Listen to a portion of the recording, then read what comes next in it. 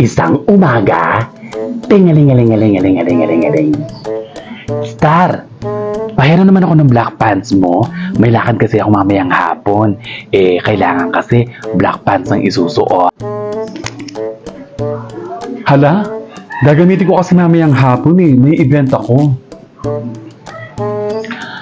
Ganun ba? Huwag kang mag-alala, isusoli ko rin kaagad mamayang gabi. O kaya naman, lalabahan ko lang muna. Tapos, bukas na maaga, isusoli ko rin. O sige, papahiramin kita. Pero isoli mo rin bukas ha. Huwag mong gawing biro. O teka lang, kunin ko lang yung pantalon.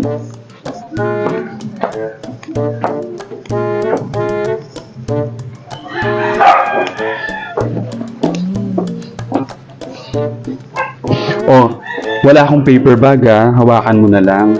Sorry mo rin bukas ha, kasi kailangan ko talaga. Ito na lang kasi maayos kong pantalon. Wala pa akong budget na pambili ng bago. Oh, Oo naman, ano ka ba? Marami naman akong pantalon. Black pants lang talaga ang wala ako. Thank you ha, Sisi. Bukas ng umaga, isusuoli ko rin. Thank you ulit ha. sige Sisi.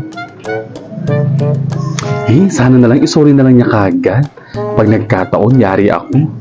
Wala akong susuot. Kinabukasan, tingalingalingalingalingalingaling. Fairina, dumating na ba sa Stariray?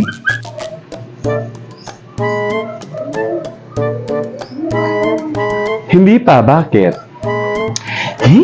Yan na nga ba yung sinasabi ko eh. Tanghali na, wala pa siya.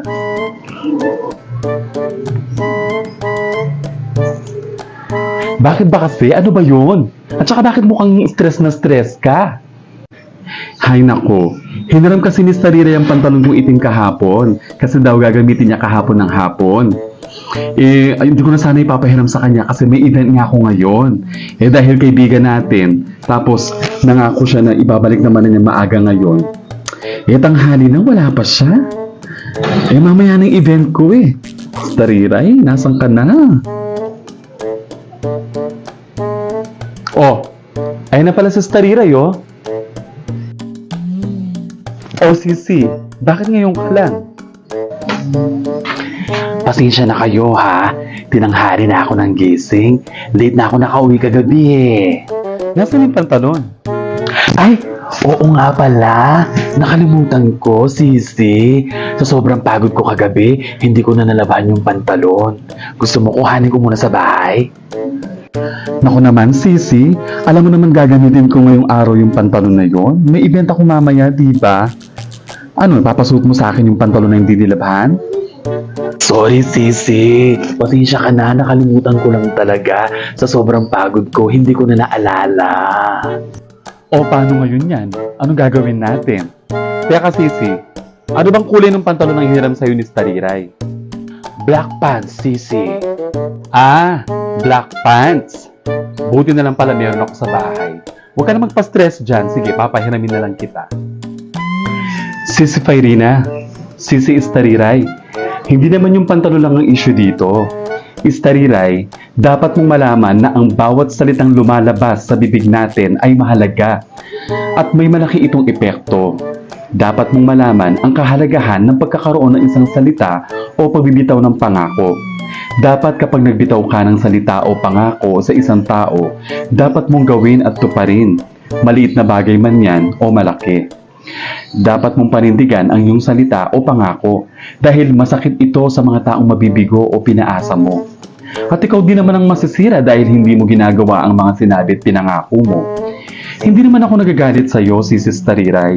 Pero dapat sa nangyaring ito ay matutuhan mo na bago ka magbitaw ng salita o pangako, ay dapat siguraduhin mo na gagawin mo o tutuparin mo. Tama yon, Stariray. At saka lagi mong tatandaan na kapag marunong ka manghiram, dapat marunong ka rin magsauli, gamit man yan o pera. Oo, Sisi Star, Sisi Fairina. Tatandaan ko ang mga sinabi niyo sa akin at mula ngayon, hindi na ako basta-basta magbibitaw ng salita o mangangako at isasauli ko na rin kaagad-agad ang mga bagay na hinihiram ko. Sisi Fairina, salamat. Buti na lang may ipapahiram kang pantalon kay Sisi Star. Hala, hindi pa pala sinasahuli ng kaibigan ko. Fairina!